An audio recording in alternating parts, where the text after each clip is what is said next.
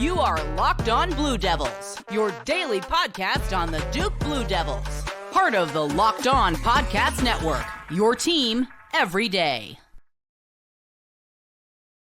When we get the Tar Heels and Blue Devils together, you might think it would already be basketball season, and thankfully we did just get that conference schedule this week, but no, it is football season. It's the kickoff, the ACC opener for both the Blue Devils and Tar Heels at Wallace Wade Stadium coming up tomorrow afternoon, interestingly enough, and that means it's time for a crossover between the Locked On Blue Devils and the Locked On Tar Heels. So we got JJ Jackson, the host of Locked On Blue Devils, and myself, Isaac Schade, the host of Locked On Tar Heels. Folks, if you're joining us from whichever of the two schools, or maybe you're a state fan that's hate watching this thing, welcome in, and we're glad you are here. Here's how this is going to roll. This first segment, we're going to look at the Blue Devils and what they're going on that's led to this 4-0 start to the season. Next segment, we'll put me in the hot seat, and we'll talk about the Tar Heels and maybe try to avoid last weekend, JJ, at all costs. And then we'll wrap this thing up, talking some key storylines, making predictions on the game, and get out of here. And folks, thanks so much for tuning in. So JJ, I just said it. Blue Devils under Manny Diaz, now 4-0 to start this season. What has led to this undefeated run? Yeah, what a good start it's been for Duke on their side of things, right? A new head coach, really excited about what the last 2 years have brought under head coach Mike Elko, but he gets the opportunity to go and be the Texas A&M head coach. And so you're really curious, what does this new era kind of look like? And I go all the way back to December, just prior to kickoff of Duke's Birmingham Bowl game against Troy, when they learned that Maalik Murphy was going to transfer to Duke out of the transfer portal. And anytime you look at any football team, there's going to be a big conversation about the Tar Heels and what they've got going on in that quarterback room. You start at quarterback, and Maalik Murphy taking care of the football, being able to move up and down the field has been a big, big reason why this Duke team has been able to start off undefeated. A Duke team, by the way, that the over-under was set at 5.5 wins, and here they are with their first perfect run through non-conference play since 2018. 4 wins down. They're already exceeding expectations by many, Isaac. I think there's plenty of reason to be excited about Manny Diaz's first year. Well, let's talk about Maalik Murphy, because JJ, man, it's been a great start. I was actually looking at his numbers earlier on Thursday. Over 200 passing yards in every game so far, at least 2 TD passes in every game so far, including 3 in each of the last 3 games, man. He's stepping into this thing. Obviously, Jordan Moore is back for another great year. What is it that makes Maalik Murphy so special early on in his Duke career? Dude, some of his arm talent and the throws that he's able to make are just incredible. Airing it out to the likes of Jordan Moore, who's been Duke's premier wide receiver so far. Eli Panicle's back for another season. He's made a lot of nice plays. Many of his catches end up in the end zone. That might be the only catches that he makes in a game, but at least he's making it count for something. The young Quayshawn Brown has had big games so far this season in that receiving room, so able to connect early with a lot of these wide receivers. Murphy has had 1 interception in every game so far this season. But what I like, Isaac, is that has not derailed his performance whatsoever. Against UConn, his pick 6, if Tar Heel fans did not see it, I would encourage them to go back and watch the replay. It was one of the wildest interception returns for a touchdown that I've ever seen before. A ball kind of batted down at the line of scrimmage. A DN just happens to be in the right place at the right time, and he's off to the races off the weird ricochet. So I've loved that despite those interceptions, he's still able to move the Duke football team forward in the right direction. And over the last 2 weeks, he's had a ground game out of the backfield with Star Thomas that has able to complement kind of what Duke's trying to do through the year. By the way, folks, for those of you that don't know, JJ is a great play-by-play guy on the TV. And so, JJ, I would have loved to – I hadn't thought about it till just now. I would love to hear your call of that crazy pick. Yeah, exactly.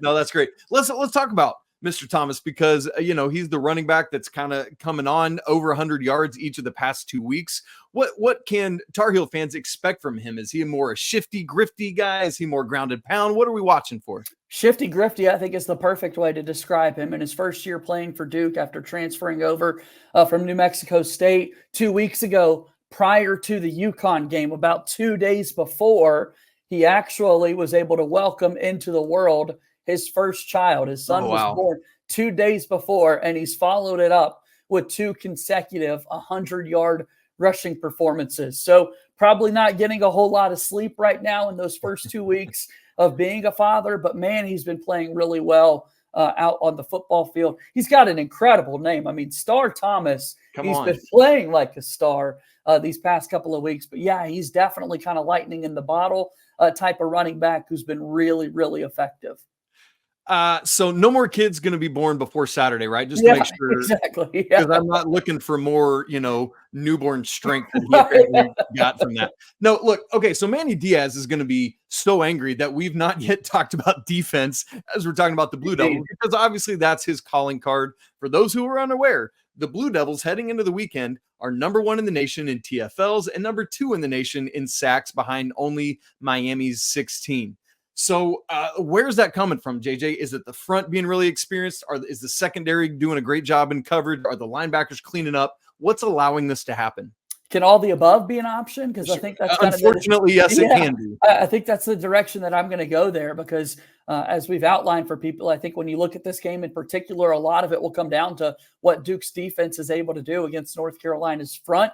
Can they impact the passing game and kind of contain Marion Hampton and what he's been able to do in the backfield for the Tar Heels? Duke lost a lot on the defensive front from last season's team, but what's been nice is other guys stepping up. There really weren't that many additions via the transfer portal, surprisingly for Duke, on that defensive front, but guys like Wesley Williams have taken that next step forward. VJ Anthony is making a whole lot of plays on the edge for Duke, and in their linebacker room, Cam Bergeron has been one of my most exciting and favorite players to watch. And the secondary is just doing an awesome job of keeping guys in front and not getting beat over the top. So yeah, Manny Diaz, to your point, takes a whole lot of pride on defense. His defensive coordinator, Jonathan Packey, was at Texas State last season. They were very high in FBS ranks in the tackles for loss and sacks department. Both of those guys worked together, Packey under Miami, when Manny Diaz was the coach at Miami. So familiarity with one another. And yeah, it's been awesome to watch that defense play for Duke.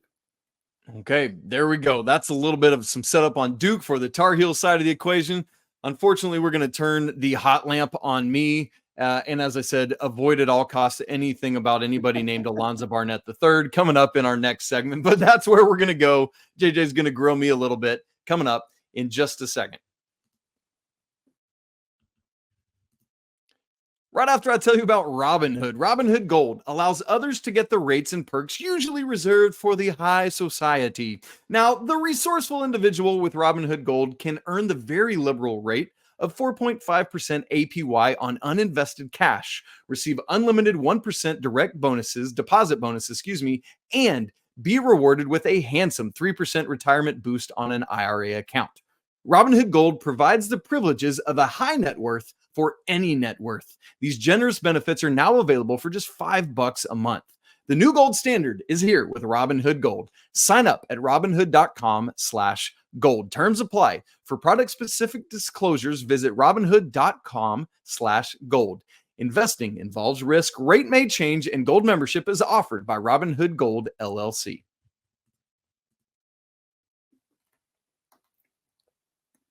All right, welcome back in. It's a Locked On crossover. I'm JJ Jackson from Locked On Blue Devils. He's Isaac Schade from Locked On Tar Heels. Tomorrow we have Duke versus North Carolina, the first ACC game for both schools. A different way to kick off the season. I will say, Isaac, the common thing that I hear from Duke fans is we just really wish this game was at the end of the season, as it is with the other fine rivalries in the sport. I don't know if the Tar Heels have the same sentiment there, but this is just odd, man, that this is the game that we've got to kind of kick off ACC play. I completely agree with you, JJ. For a while now, Carolina's final game of the year has been NC State, which is, that older rivalry that's there. But I wish both were at the end of the season. I just think that would be so much fun for the Triangle area, and that it would kind of flip-flop. Like, I wish it was State the last game one year, Duke the last game the other, and that you could go back and forth with that. But yeah, typically it's been I feel like it's been in the middle of the ACC schedule the last couple years. And here we get it to kick off ACC play. And interestingly, both teams playing all their non-conference games to start the season. I wonder if that has something to do with just like a new era kind of for both schools in terms of head coach for you guys at Duke and for Carolina in the post Sam Howell, post Drake May, new defensive coordinator with Jeff Collins coming in era. If it's like, hey, let's load up on non-con early so that we can kind of figure out a little bit more of who we are, which unfortunately Carolina lost some of that identity last week. Well, we're going to get to see it all unfold on Saturday now with 8 consecutive conference games for both of these schools. They've got 2 bye weeks, as does everybody in FBS, built into the schedule this season. So that'll be something to navigate in the weeks to come. But our focus is on this matchup. And when we start to look at this North Carolina team, Isaac, let's take the loss last week out of the picture. Let's start at the beginning of the year. Both of these teams have already played Big Ten schools on the road. For Duke, it was a double overtime victory against Northwestern. North Carolina started their season on the road at Minnesota in what turned out to be a really thrilling finish to that football game. Unfortunately, however, it was a big injury to Max Johnson, the quarterback who comes in. So for that to kind of be the first game, how do you feel the North Carolina football team responded to that injury to Max Johnson, knowing so many people were talking about him going into the year? It's a great question. Here's the interesting thing, JJ. So much of this offseason was for the North Carolina chatter. Is it going to be Max Johnson or is it going to be Connor Harrell? Who's going to replace Drake May? Because in Mack Brown 2.0, it's only been Sam Howell or Drake May. That's all that Carolina has known. And there was this obvious drop-off that was going to happen because Carolina didn't really reload well at quarterback through the transfer portal. But the good news for Tar Heels is that there was this guy in the backfield named Omarion Hampton, who you referenced earlier, that it's like, I can't count the number of times I said this summer, it doesn't really matter who wins this starting job because 28's right behind him. And that's what you do is you just make sure you turn around and hand it off the right way. And that's going to cure all your ails. And so it obviously devastating for the Johnson family. You know, his parents were in the stands, his dad, an NFL quarterback, watching Max go down like that. You hate that when he had won the starting job, coming over, ironically enough, from Texas A&M. And then in comes Connor Harrell, who had been in the Carolina system. And he helped Carolina kind of escape Minnesota, quite frankly, and then had the opportunity to be QB1 coming after that and never really snatched it. So, JJ, what happens is Jacolby Criswell, who had been at Carolina, been neck and neck with Drake May to be QB1 a couple years ago, lost that job. Last year transferred to Arkansas, where he was also the backup. This summer decided to come back to Carolina, knowing that he would be QB3. And now all of a sudden, here he is elevated to QB1 after the Johnson injury and after Connor Harrell can't really grab the bull by the proverbial horns. And so it's been a lot of the running game then, because you do have 28 in the backfield. I mean, how much of a focus truly has that been? How has the offensive line held up through the first 4 games? What does that kind of picture looked like? If you talk about the offensive line, JJ, and you had said 3 instead of 4 in that question, I would have said they've held up pretty well. Last week, though, was a whole different story. As Omarion Hampton and Jacolby Criswell both were getting beat up pretty good in the backfield as James Madison was finding their way through the offensive line, which has had a couple of injuries. They were down 2 starters a couple weeks ago. And so really curious to see how they respond to that, the offensive line, especially against this Duke front. Because as we said, JJ, Duke leads the nation in tackles for loss. Well, guess what? Carolina is 98th in tackles for loss allowed. Duke is 2nd in the nation in most sacks. Carolina is 80th in the nation in most sacks allowed. Wow. So that, my friend, is not a good recipe for this thing. However, the good news is that Omarion Hampton leads like the world in yards after contact. And so thankfully he is someone that can survive through that, even if he's getting beat up a little bit. One of the things with Jacolby Criswell specifically is that he's not kind of similar to Maalik Murphy, is not by any stretch of the imagination someone I would call a dual threat quarterback. He is a pocket passer. Even in getting beat up and harassed last week, he threw for the 3rd most single season passing yards single game, passing yards in Carolina history. 475 through the air last week, more than Drake May ever threw in his career. And so you just look at that and it's like, okay, so if the offensive line can hold up, What could Hampton and Criswell do?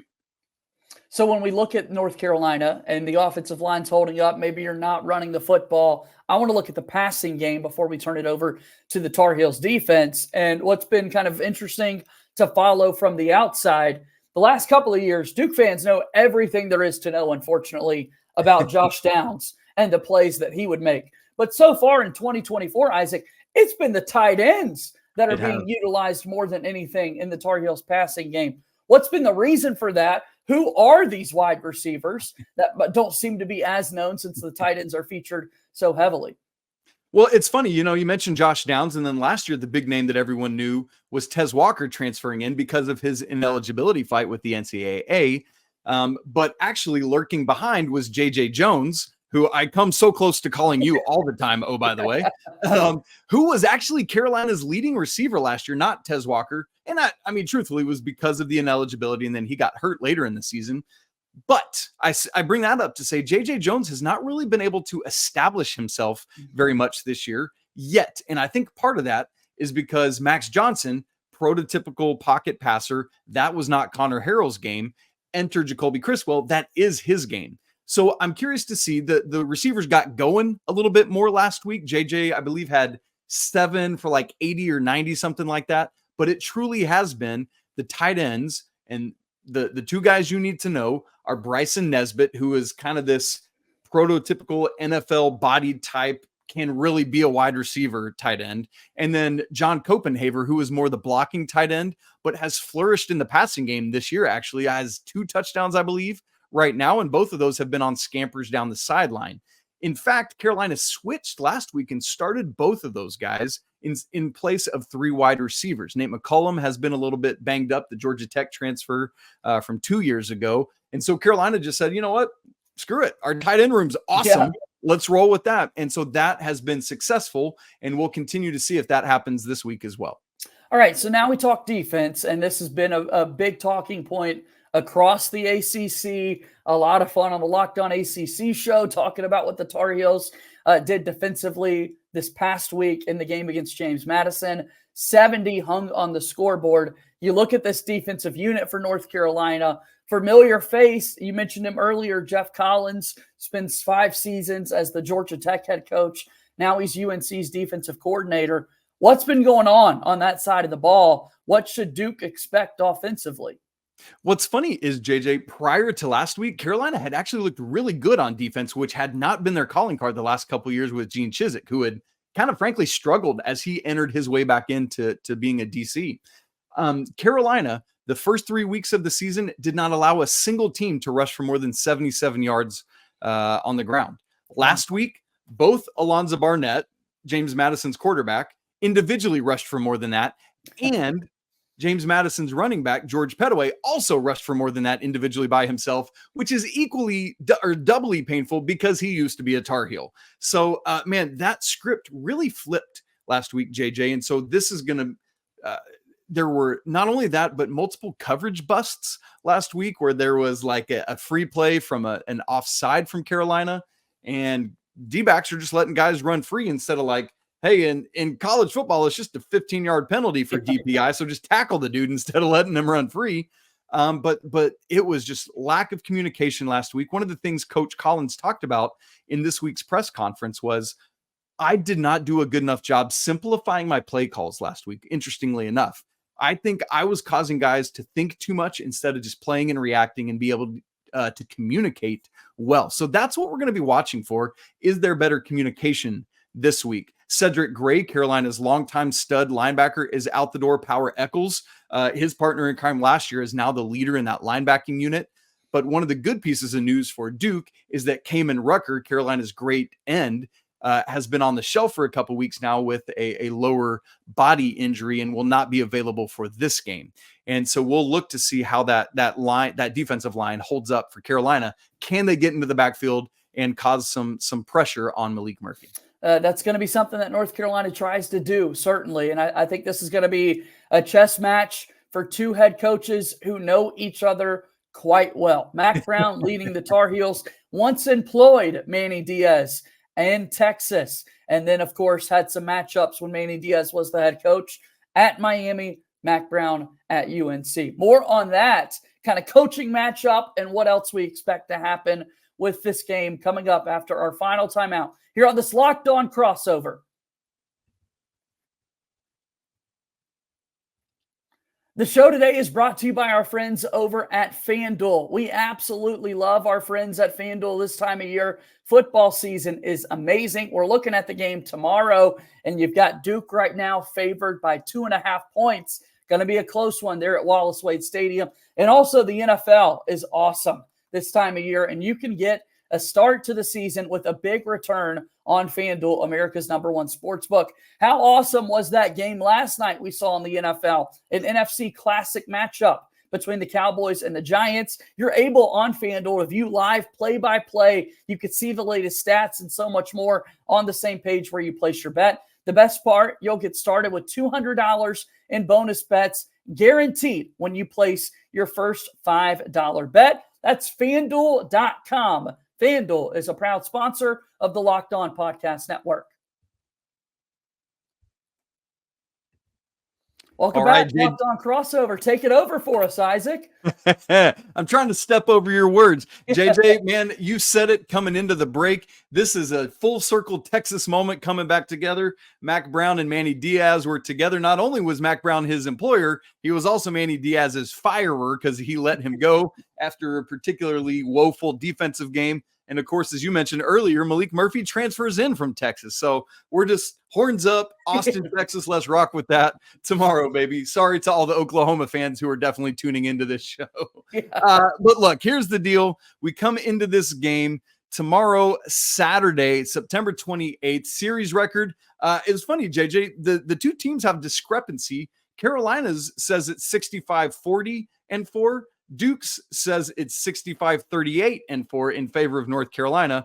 If I'm a Carolina, I'd be like, yeah, we'll take Duke's record, what they say it is. But this is either the 108th or 110th meeting between these two schools for the Liberty Bell. Obviously, as we've said, Duke comes in 4-0, Carolina 3-1. This game will be at 4:00 Eastern on ESPN2, with Duke favored by 2.5 points by our friends at FanDuel.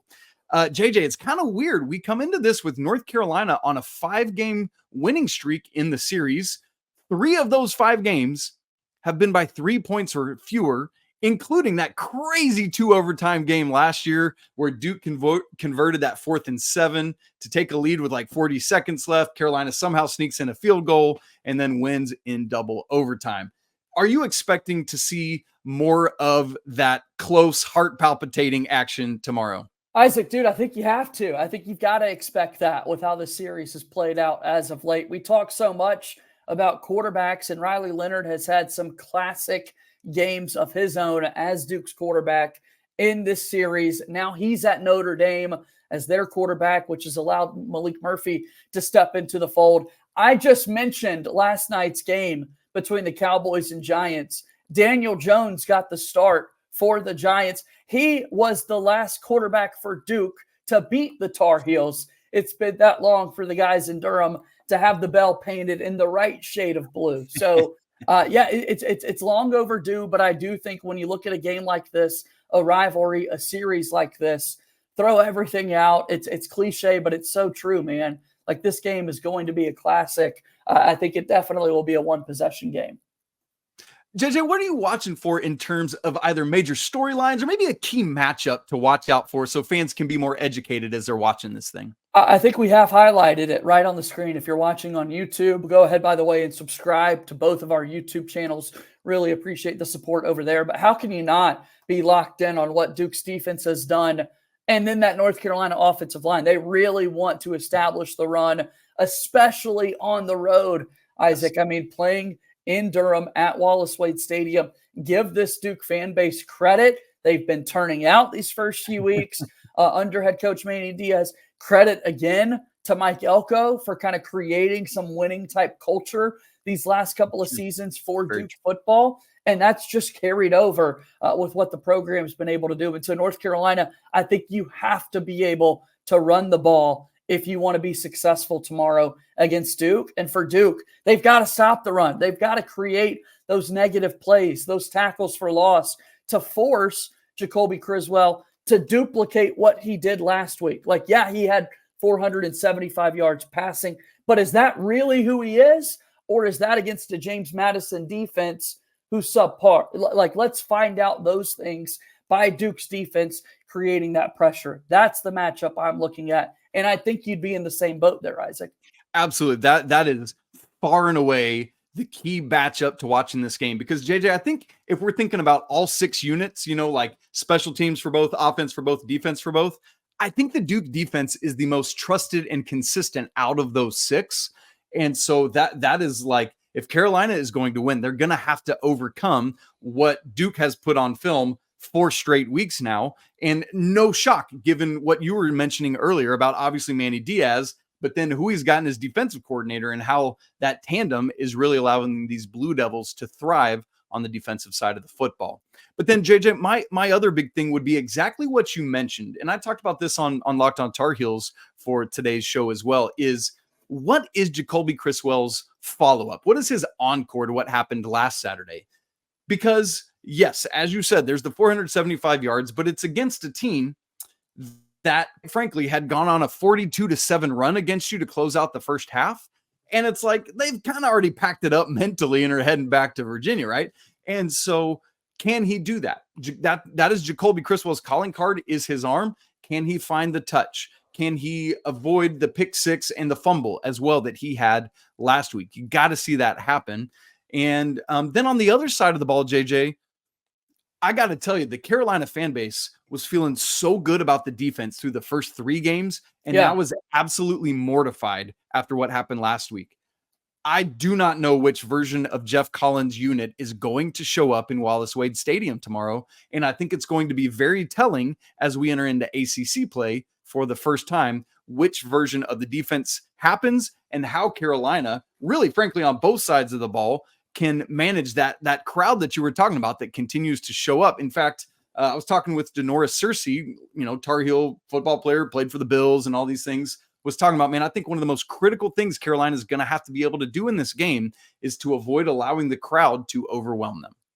Without a doubt. And I think that's so big for that North Carolina team to stay locked in, this Duke team to use that crowd to their advantage on the defensive side of the ball, right? You want to make sure that Criswell and his offensive line and his receivers have those communication issues and whatnot. And then I think when you look at kind of the storylines with this game, we mentioned it a little bit earlier, a little weird. It's the first ACC game of the season for both of these schools. But with that being said, there's still so much football beyond Saturday, beyond tomorrow to be played. How can a game like this set you up for the rest of the year? Both of these teams definitely on their way to being bowl eligible, right? Can you compete for the ACC? There's this expanded college football playoff. I get those are stretches, right? But that's still what these guys want to be playing for at the end of the day. And this is just another game kind of on their journey. And unfortunately, that's the outlook you kind of have to have on a game like this when it is so early in the season and so many games left on the back half of your schedule.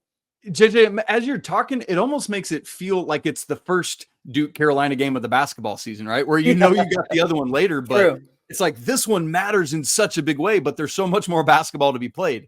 We're reckoning with that, as you said, in a lot of ways, the ACC is pretty wide open because we all thought that Florida State team was going to be the juggernaut, right? And they're clearly not. Clemson, I might add, has looked much better since that loss they took a couple weeks ago. Boston College looks better than expected. Georgia Tech, who I believe Duke goes on the road to next, right? Yep. And they've looked better, but I think there are a lot of opportunities for either and maybe both of these teams to make some waves in our conference. Duke is on a better footing right now, continuing to be undefeated. So how can they start their journey throughout the rest of the ACC by knocking off Carolina? For Carolina, it's all about you cannot allow one loss to turn into 2 at this point.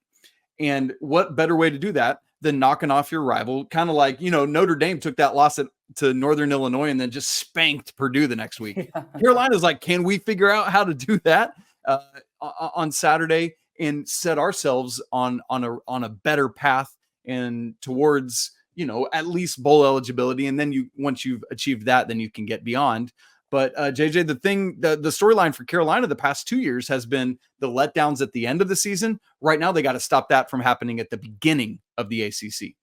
I'm excited to see this game play out. I think it's going to be a good one. I like where the Duke football team is at. I really do, Isaac. I think they're long overdue. Shocker, the Duke host today is going to be predicting a Blue Devil win in this one. I think it's close, though. Like I said, I think it is a one-possession football game. I see like a 28-24 type of football game being played in Duke's favor.